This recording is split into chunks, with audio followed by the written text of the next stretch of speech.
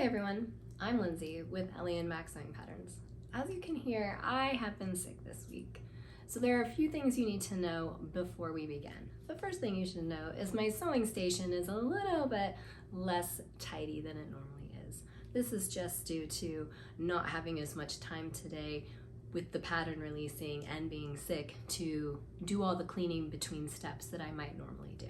Also, my voice is going to sound a little bit strange, but if you bear with me, we'll get through it okay. The second thing is I made a mistake when I was making the base layer.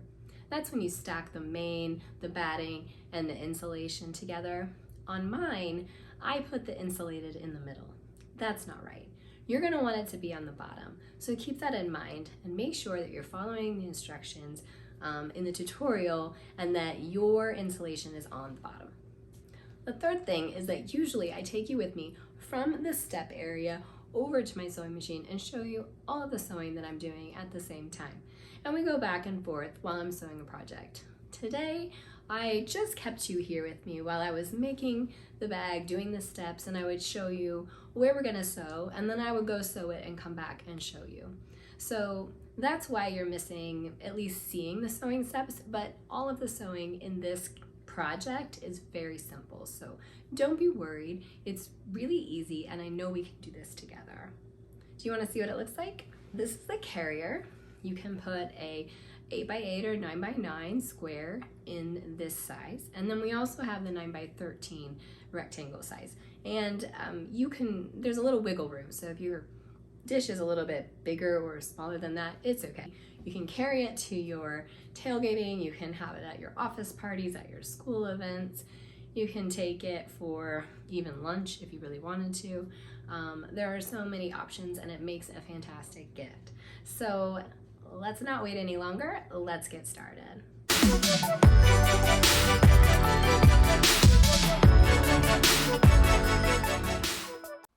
The first thing we're going to do is use your carrier base shape, and you're going to stack your main, your batting, and then your heat safe Insole Bright. Remember, mine's wrong. The Insole Bright should be on the bottom. Then, once you've done that, you're going to pin across using safety pins or regular pins to keep your layers from shifting around while you're doing the quilting. I suggest trying the spray adhesive because I still had quite a bit of shifting when I was doing it. Next, you'll need your clear ruler and some chalk so that you can use them to draw your quilting guidelines onto your base piece. Starting at one corner, you're going to draw lines 2.5 inches apart all the way down. Then you're going to rotate your piece and you're going to do the same thing all the way down. Now you're ready to begin sewing the lines. You're just going to do a straight stitch just across every line. You can go up one line, pivot, and go down the next just to kind of keep it a little bit simple.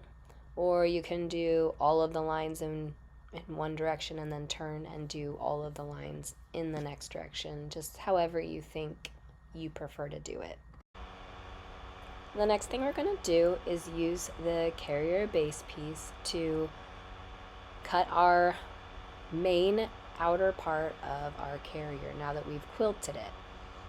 It's just like using it like a template.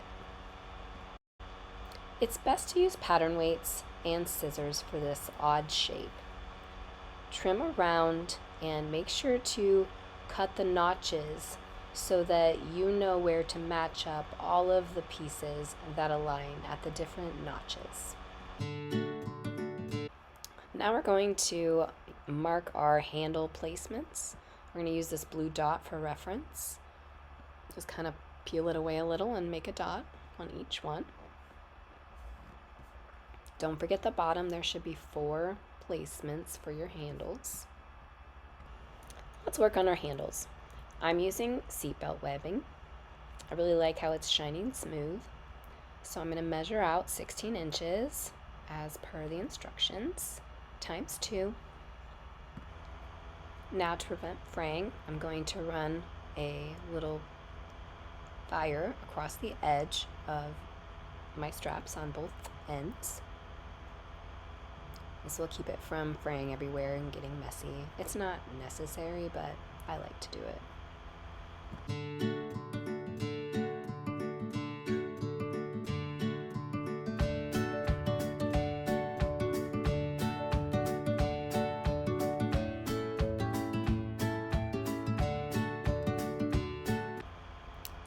Now we're going to place them on the markings we made, but we want to let them hang off a 1/4 inch past the edge of the base. Just clip them, pin them, however you want to do it. We won't be basting them on at this point. They'll just be clipped or pinned. So make sure you get them on there so that they're not going to move around very much.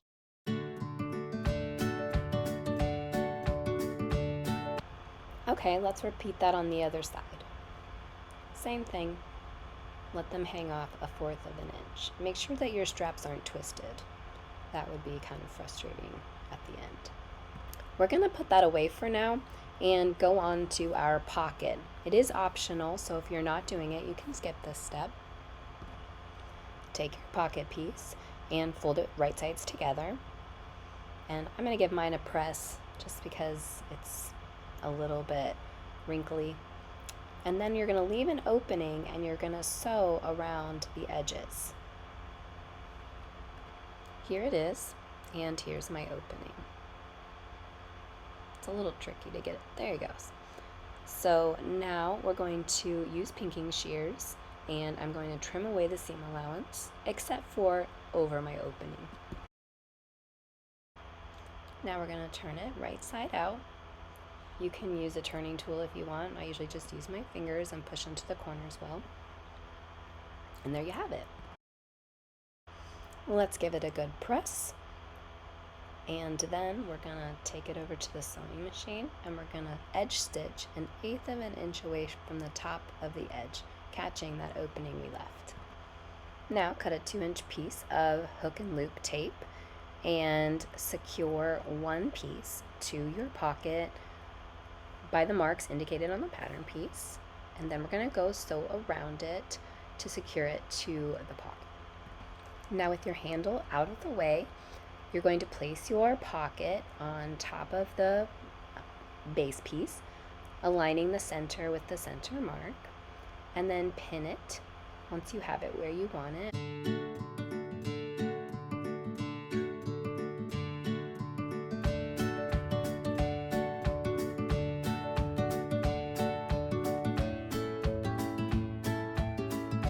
Now let's go sew around the edge.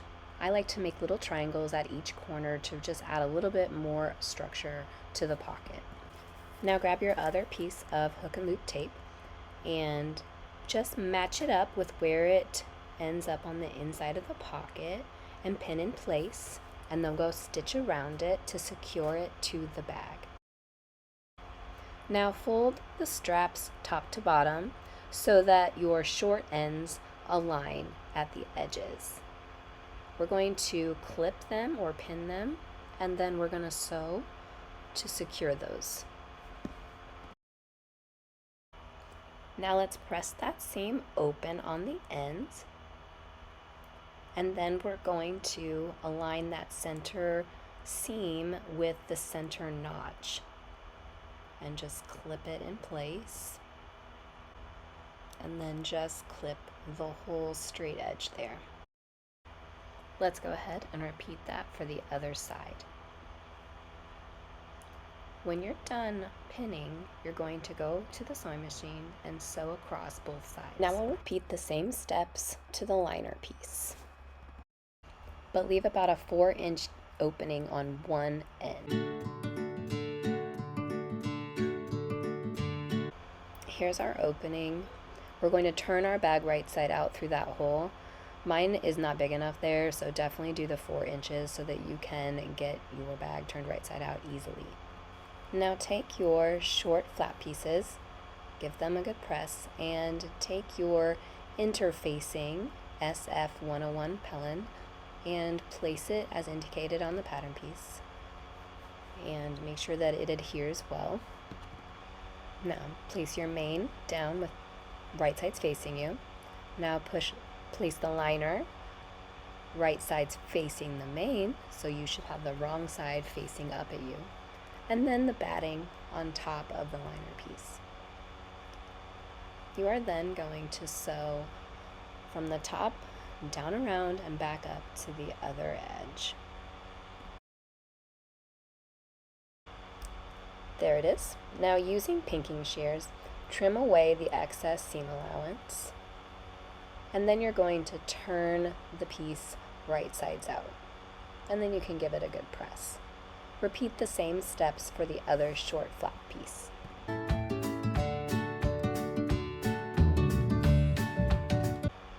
Onto our wide flap, we're going to place the same type of interfacing to the wrong side of the wide flap piece so that we get some stability where we're going to be cutting out that hole. So give that a good press, repeat for the other side, and then turn them over so that the right sides are facing you.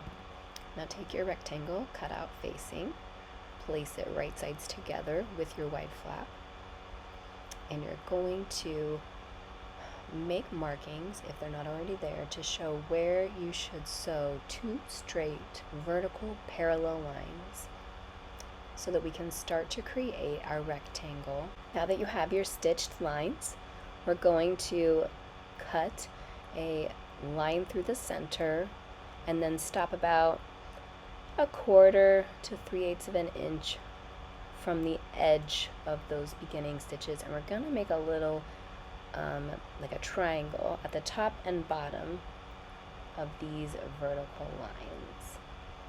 This is going to be what allows us to turn it right side, or turn it to the other side and press open a rectangle. You will want to repeat all of these steps for the other wide flap piece. Now turn it right side out, pushing it toward the back or wrong side of the wide flap, and then you can get it adjusted and give it a good press. Now we're going to do the wide flap liner. It is done the exact same way, except it has batting to the wrong side. So you place your batting down, then your lining goes on top of it with the right sides facing you, and then the rectangle facing will go right sides together to the lining flap. Then just pin it and repeat the process. Baste the top and bottom of the edges. Now place the main wide flap and the liner wide flap on top of each other, right sides together. You're going to pin and clip up and around the sides and the top, and then sew from the sides and the top.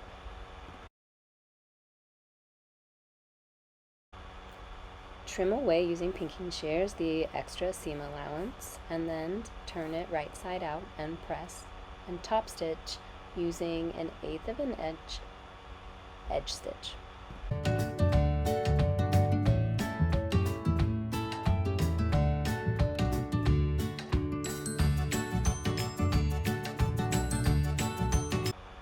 Now take your wide flap and you're going to match it up, center point to center point, right sides together, pin in place. You're going to go right over top of those straps, letting the hang off still remain, but adjust them so they're not crooked. And then secure all the way across, and then repeat that same process for the other side, and then we're going to sew across to secure. Now let's do the short flaps. In the same way, we're going to match that center side seam there with the notch in the center of the short flap. Pin and clip in place, and then pin as you take it all the way across. It will overlap with the wide flap. That's okay.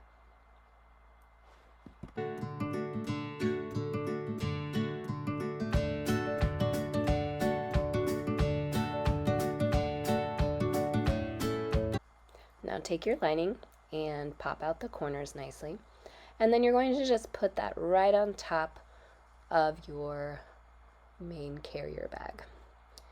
Match up those side seams and pin or clip. Do the same to the other side and the other two center points. Then evenly clip between them.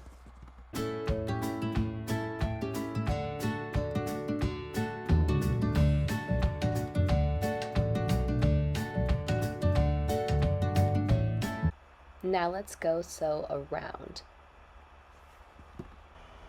Now take your pinking shears and or scissors and trim away the seam allowance down to about 1/4 of an inch. It's a little tricky with all those layers, so just take your time and be patient with yourself because I found it a little tricky. Now let's find that opening that we left to turn right side out. And then we're going to start slowly working our bag through the hole. As I mentioned, I didn't cut it big enough the first time and I did have to seam rip, so I hope you used a wider hole than I did.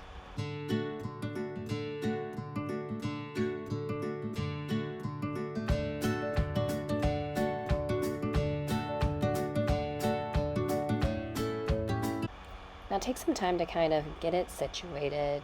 Trim away any stray strings or threads, and we're going to want to press the seam toward the base of the carrier.